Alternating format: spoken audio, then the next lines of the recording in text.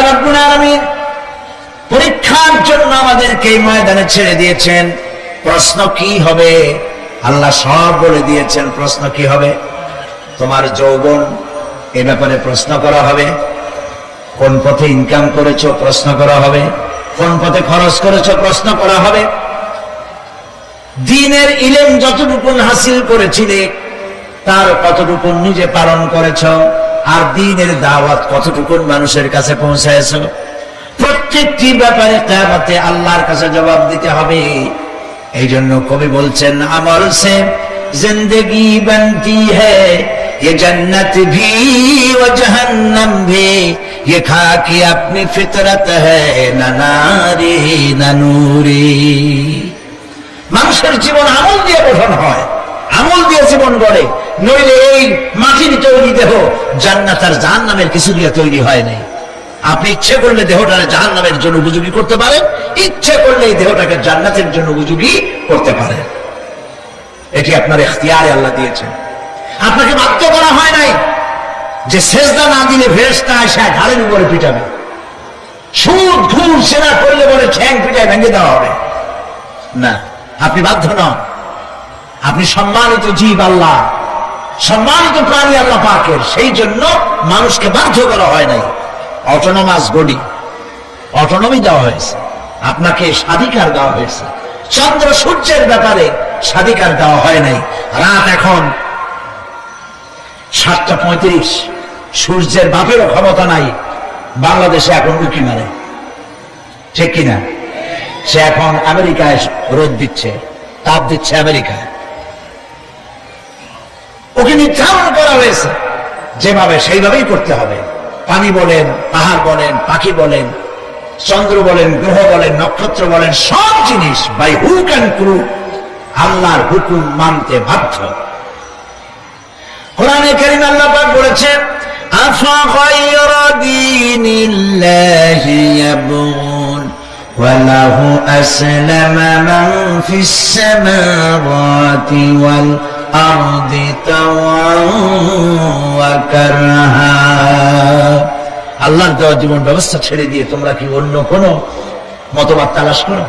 ওয়ালাহু আসলামা মান ফিস সামাওয়াতি ওয়াল আরদ, অথচ আকাশে যা আছে জমিনে যা আছে সব আনুগত্যের মস্তক আমার সামনে অবনত করে দিয়েছে। সুবহানাল্লাহ। মানুষকে আল্লাহ পাক ইখতিয়ার দিয়েছেন, ইচ্ছে করলে মাহফিলে আসতে পারেন, ইচ্ছে করলে সিনেমাও ঢুকতে পারবেন, অসুবিধা নেই। অসুবিধার জন্য কিয়ামত, ওখানে হিসাব হবে। এখানে আপনি সূর্য চন্দ্র ফেরেশতা, ফেরেশতারও কোনো মাজাল নাই, কোনো ইখতিয়ার নাই আল্লাহর হুকুমের বাইরে কিছু করে। আল্লাহ যা করতে বলেছেন তাই করতে হবে, এর বাইরে এক চুল নড়তে পারবে না। কিন্তু মানুষেরা করতে পারবে। মানুষ ইচ্ছে করলে নামাজ রোজা ছাড়তে পারে, ইচ্ছে করলে আল্লাহরে অমান্য করতে পারে। এটা তার বিচারের জায়গা না, এটা হলো পরীক্ষার জায়গা। এটা কিসের জায়গা? পরীক্ষার জায়গা। এখানে আপনি কামাই করলে ওখানে কিছু পাবেন, এখানে কামাই না করলে কিছু পাবেন না। আরো সোজা করে বলি, কোন কৃষক, যে কৃষক আষাঢ় মাসে শ্রাবণ মাসে জমিন চাষ করে না, পৌষ মাসে তার গোলায় ধান আসবে? কথা বুঝেন নাকি বুঝেন না? পৌষ মাসে গোলায় ধান আসবে? কোন পাগলও বলবে না যে তুমি তো চাষই করো নাই, তুমি জমিনে, তোমার জমিনের ফসল তোমার ঘরে আসবে কেন? কাজেই এই দুনিয়ায় পরীক্ষা দিলে এখানে রেজাল্ট হয়, এখানে গাছ লাগাইলে এখানে ফল দেয়। কিন্তু মানুষের জন্য আল্লাহ পাক যে আমল তৈরি করেছেন, পরীক্ষা নেবেন, সেই পরীক্ষার রেজাল্ট এখানে হবে না। পরীক্ষার রেজাল্ট আউট হবে কোথায়? আখিরাত। বলেন সবাই, কোথায় হবে? পরীক্ষার রেজাল্ট আউট হবে কোথায়? আখিরাত। এখানে আপনি যা কামাই করবেন এখানে রিটার্ন দেওয়া হবে না। এখানে যা কামাই করবেন সমস্ত কামাই 700 গুণ বর্ধিত আকারে কিয়ামতে আল্লাহ আপনার হাতে ধরাই দিবেন। আল্লাহর ওয়াদা কখনো মিছে হয়? মিছা হয় রাজনৈতিক দলের নেতারা, এই জাতীয় লোকেরা যারা মঞ্চে আসে। তো দুনিয়ার ময়দানে আপনি যা কামাই করবেন এখানে রেজাল্ট আউট হবে, এখানে আপনি পাবেন ফল, এখানে পাবেন। যা করবেন, এখানে গাছ লাগাবেন, ফল লাগাবেন, এখানে পাবেন। আর আল্লাহর জন্য যেটা করবেন সেটার ফল, সেটার রেজাল্ট কিয়ামতে বাইরে হবে। সুবহানাল্লাহ। এখানে পরীক্ষা দিয়ে যদি কেউ ফেল করে, ম্যাট্রিক পরীক্ষা দিয়ে ফেল করেছে, ফাজিল পরীক্ষা দিয়ে ফেল করেছে, আবার পরীক্ষা দিয়ে পাস করার সুযোগ আছে, আবারও ফেল করেছে, আবারও পরীক্ষা দিয়ে পাস করার সুযোগ আছে। 10 বার যদি ফেল করে আরো 10 বার পাস পরীক্ষা দিয়ে পাস করার সুযোগ আছে। কিন্তু কিয়ামতের দিন আল্লাহ রাব্বুল আলামিনের জীবনের পরীক্ষায় কোন মানুষ যদি আল্লাহর আদালতে ফেল করে বসে একবার, দ্বিতীয়বার পরীক্ষা দেওয়ার আর কোন সুযোগ নাই। এই পৃথিবীতে যদি কেউ নিম্ন আদালতে মামলায় হেরে যায়, জজ কোর্টে করবে, যদি হেরে যায় হাইকোর্টে করবে, হেরে গেলে আপিল করবে সুপ্রিম কোর্টে, সুপ্রিম কোর্টেও যদি হেরে যায় তাহলে প্রেসিডেন্টের কাছে আপিল করবে, সুযোগ আছে কয়েকবার। কিন্তু কিয়ামতের দিন জীবনের আদালতে কোন মানুষ যদি একবার ফেল করে বসে, জীবনের মামলায় যদি একবার হেরে যায়, দ্বিতীয়বার আপিল করার আর কোন জায়গা নাই। সে আখিরাতে রেজাল্ট আউট হবে।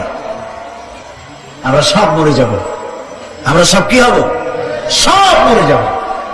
আল্লাহ পাক আমাদেরকে উঠাবে না। বা মানুষকে কবরে রাখার সময় আমরা কি বলি? মিনহা খালাকনাকুম, জানেন না?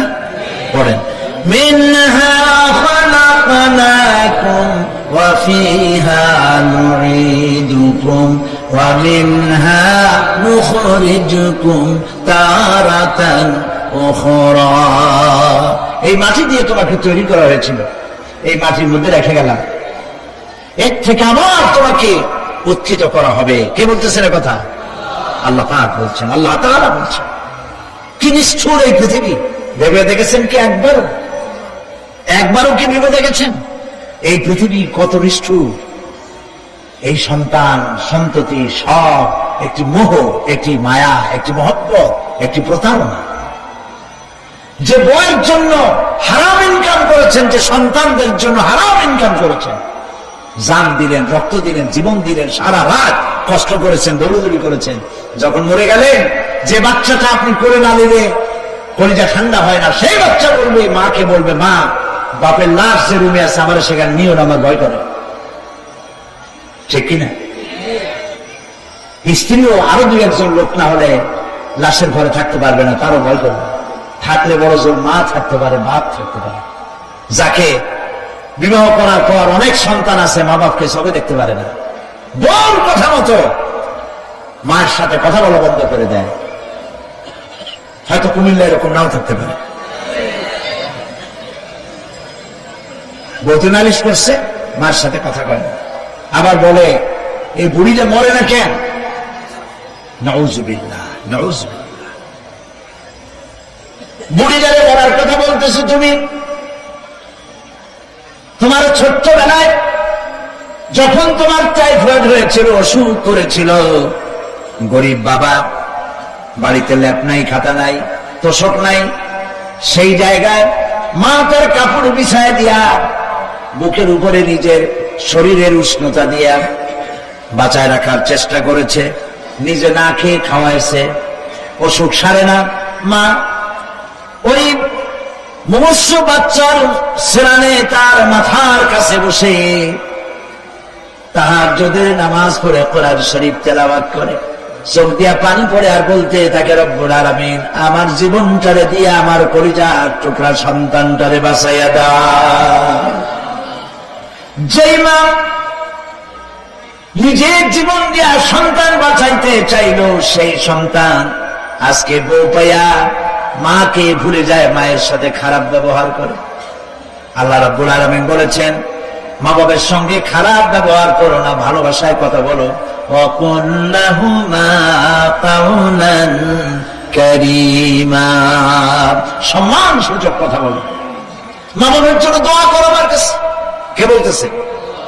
আল্লাহ তাআলা বলছেন দোয়া করো আমার কাছে এই ভাষায়, রাব্বিরহামহুমা কামা রাব্বায়ানি সগীরা। পড়েন সবাই, রব্বিরহামহুমা কামা রাব্বায়ানি সগীরা। আয় আমার রব, আমার মা বাপ যেমন ছোটবেলায় আমাকে অত্যন্ত যত্ন করে লালন পালন করেছে, আল্লাহ তাআলা তুমি দয়া করে আমার মা বাপকে তোমার রহমতের করে লালন পালন করো। সুবহানাল্লাহ। প্রত্যেক নামাজের পর সকলে এই দোয়া পড়বেন, মনে থাকবে? মনে থাকবে? প্রিয় ভাই সব, সেই কিয়ামতের মাঠে আমাদেরকে উঠতে হবে, আল্লাহর দরবারে উঠতে হবে।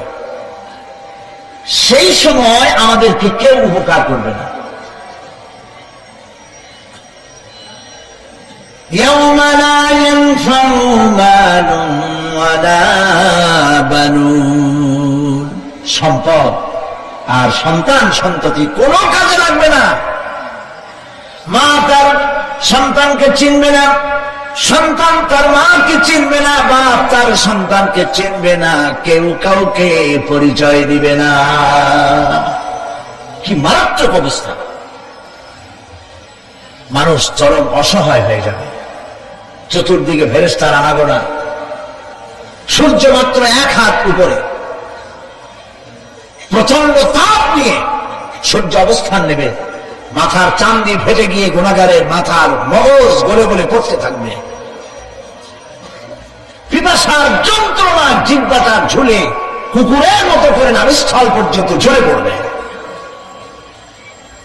কেউ উপকার করবে না, কেউ জিজ্ঞাবে না। অনেক লোক আছে পীরের কাছে মুরিদ হয় আর মনে করে পীর সাহেব তারে কিয়ামতে সুপারিশ করবে। অসম্ভব। আয়াতুল কুরসির মধ্যে আমরা পড়ি, মান যাল্লাযী ইয়াশফাউ ইনদাহু ইল্লা বিইজনিহি। কে আছে এমন, কার হিম্মত আছে আল্লাহ পাকের বিনা অনুমতিতে কথা বলে? সুবহানাল্লাহ। কোথার পীর, কোথার খাজা বাবা হারায় যাবে। ইব্রাহিম আলাইহিস সালামের মতো পয়গম্বর কি মনে করে? আল্লাহর খলিল। ইব্রাহিম আলাইহিস সালাম আল্লাহর কি? আল্লাহর খলিল। আল্লাহর খলিল কিয়ামতের দিন বলবেন, আল্লাহ পাক, আয় আল্লাহ তাআলা, আমার বাপের কাছে আমার একটা ওয়াদা ছিল, আমি সুপারিশ করবো তার জন্য, তুমি দয়া করে আমার বাপকে জাহান্নাম থেকে ক্ষমা করো, আমি তার জন্য সুপারিশ করতেছি। আল্লাহ তাআলা বলবেন, ইব্রাহিম, তোমার সুপারিশ মঞ্জুর হলো না। কথা বুঝতেছেন না? বুঝতেছেন না? ইব্রাহিম আলাইহিস সালাম যদি বাপের জন্য সুপারিশ করতে না পারে, ইব্রাহিম আলাইহিস সালাম তিনি যদি তার বাপের জন্য সুপারিশ করে যদি ব্যর্থ হন, আপনার কৃষ্ণ কোন কামে লাগবে চিন্তা করেন। নবী করিম সাল্লাল্লাহু আলাইহি ওয়াসাল্লামকে প্রশ্ন করা হয়েছে, হে রাসূল, আপনার আব্বা আম্মার অবস্থা কি হবে? কথা কি শোনেন নাকি? আপনার আব্বা আম্মার অবস্থা কি হবে? নবী করিম সাল্লাল্লাহু আলাইহি ওয়াসাল্লাম বলেছেন, আমি আমার আব্বা আম্মার কোন উপকারে আসবো না। ইন্না লিল্লাহি ওয়া ইন্না ইলাইহি রাজিউন। তাহলে কোন সাহসে মনে করতেছেন কোন পীর কোন একটা বিদেশ থেকে, দেশের থেকে একটা নাজিল হলো আর ওইটার পিছনে পিছনে দৌড়াবেন? সে আপনারা নাজাত দেবে, তার পায়ে চুমা খাবেন। এই পায়ে হাত দিয়ে কত মুসিবত করতেন। টাকা ইনকাম করার জন্য মানুষকে ভুল পথে পরিচালিত করছে অনেক পীর। আছেন এমন? খালি মানুষে টাকা দেয়, জামা অনেক পকেট, খালি টাকা নেয় সমানে ঢুকাইতে থাকে চতুর্দিক দিয়ে। বাইরে বোঝার উপায় নাই, কিন্তু অনেক পীর আছে এমন। ঢাকা শহরে বড় বড় মার্কেটের মালিক, আমি জানি, বড় বড় মার্কেটের মালিক, বিরাট ব্যবসায়ী, জামা পরিষ্কার করে 2 মাসেও মানুষের দেখাবার জন্য গামছাটা নাকের কাছে করে ফট ফট করে আওয়াজ করে, মনে হয় যেন কাঁদতেছে। আজ বিশাল প্রচন্ড হামিজে নিজেকে শিখায়, লা ইলাহা কতক্ষণ, ইল্লাল্লাহ কতক্ষণ, আল্লাহ আল্লাহ কতক্ষণ। কোথায় পাইছো ইল্লাল্লাহ? ইল্লাল্লাহ কিসের থেকে?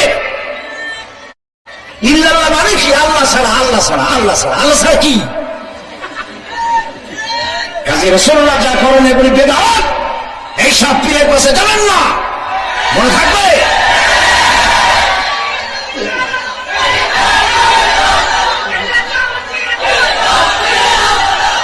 প্রিয় ভাই সব, কিয়ামতের দিন আপনার আমল, একমাত্র আমল আপনাকে বাঁচাইতে পারবে। এই কোরআন শরীফে আল্লাহ পাক বলেছেন, ইয়া আইয়ুহাল্লাযীনা আমানু আবতাগু ইলাইহিল ওয়াসিলা, হে বিশ্বাসীরা ওসিলা করো। ধুরন্ধর এক শ্রেণীর লোকেরা এর অর্থ করেছে পীরধর। দুনিয়ার কোন তাফসীর, যত মুফাসসির পৃথিবীতে জন্মগ্রহণ করেছেন, কোন মুফাসসির এটা বলেন নাই আবতাগু ইলাইহিল ওয়াসিলার মানে হলো পীরধর। বরং সমস্ত তাফসীর মুহাক্কিকিন বলেছেন আবতাগু ইলাইহিল ওয়াসিলা আয় আমলে সালেহ, নেক আমলের ওসিলা ধরো। সুবহানাল্লাহ, নেক আমলের ওসিলা ধরো। প্রিয় ভাই সব, ধান্দাবাজি ছাড়তে হবে। কিয়ামতের দিন মানুষ একেবারে অসহায় হয়ে যাবে, কেউ সাহায্য করবে না।